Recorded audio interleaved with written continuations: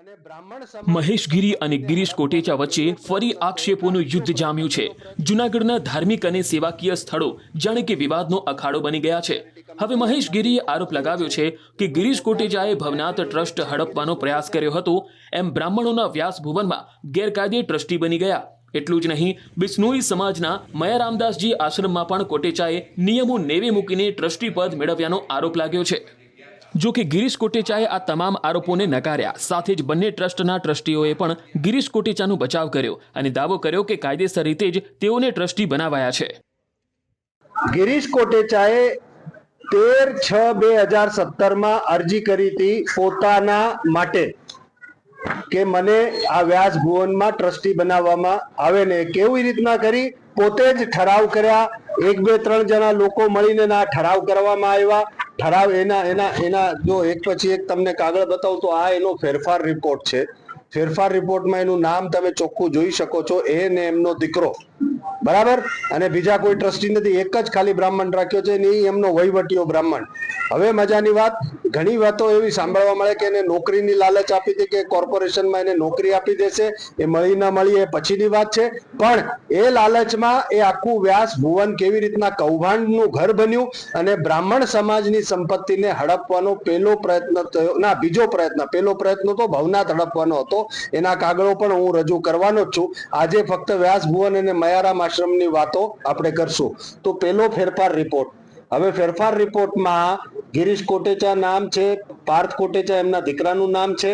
હવે મજાની વાત, જો આ ફેરફાર રિપોર્ટના ચેરિટી કમિશનર સમક્ષ જે હુકમ કરવામાં આવ્યો ચેરિટી કમિશનરમાંથી, એ છે એનું પોતાનું એફિડેવિટ છે ગિરીશ કોટેચાનું। ફેરફાર થયો 28/1/2021 માં શંભુ પ્રસાદ દેસાઈના અવસાન બાદ ગીતાબેન ગિરીશ કોટેચા 15/2/2021 ના દિવસે ઓર્ડર થયો, રજૂ કર્યો ગિરીશભાઈએ। બેનની ઠરાવ અને એજન્ડામાં સહી જ નથી।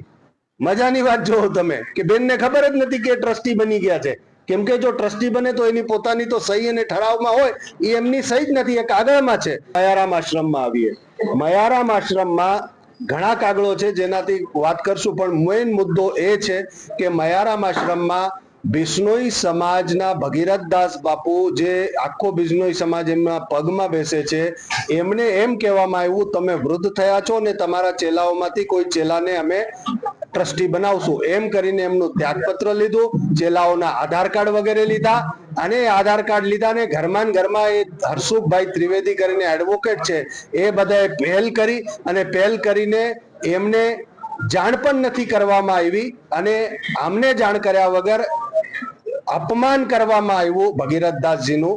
એમને જાણ નથી કરી, કઈ નથી ને એમની જગ્યાએ ગિરીશ કોટેચાને બનાવી દીધા। બીજું કૌભાંડ, ધાર્મિક જગ્યા પચાવી પાડવાનું।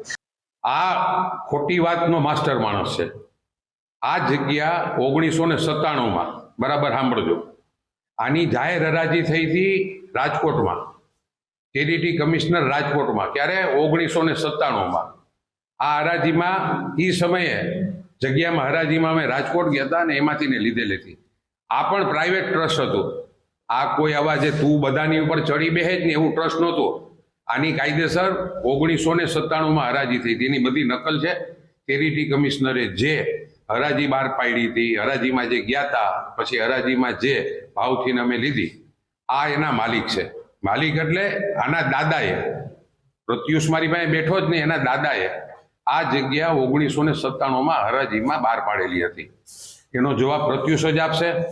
બીજી વાત, એણે મયારામ બાપુના આશ્રમની જે વાત કરી, તો મયારામ બાપુના આશ્રમની મારા બંગલાની બાજુમાં જ છે। એની પોઝિશન તમે જો તો અત્યારે 60 છોકરા ભણે છે, હાવ ગરીબ ઘરના છોકરા, અમુકની કોઈ ફી પણ નથી ભરી શકતું, મા બાપ વગરના છોકરા તેની ફી પણ, એવી પોઝિશનની અંદર જ્યારે મનસુખભાઈ વાજાઈને મને વાત કરી, અમે એક સુરતની પાર્ટી પાસેથી ને 60 લાખ રૂપિયા દઈને આખું છોકરાઓને રહેવાનું, હોટલમાં રહેતા હોય ને એવું સરસ બિલ્ડિંગ બનાવી દીધું। આજે પણ દર મહિને આટલી 37 ગાયો છે અને 60 છોકરાની ત્યાં આવક તો છે નહીં કોઈ।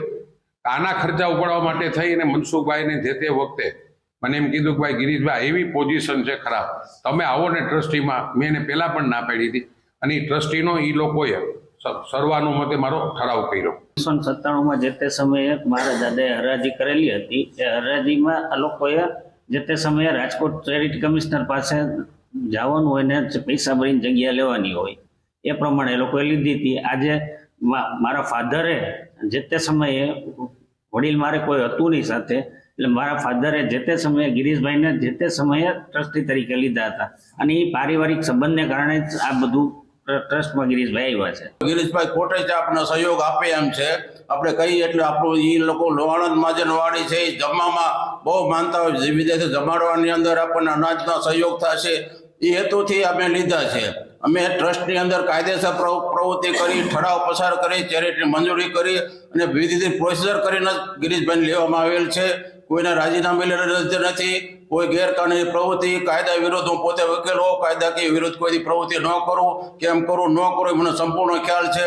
હું જે બોલું છું એનો સંપૂર્ણપણે મારી જવાબ દેવાની મારી કોઈ પણ વસ્તુની મારી પૂર્વ તૈયારી છે.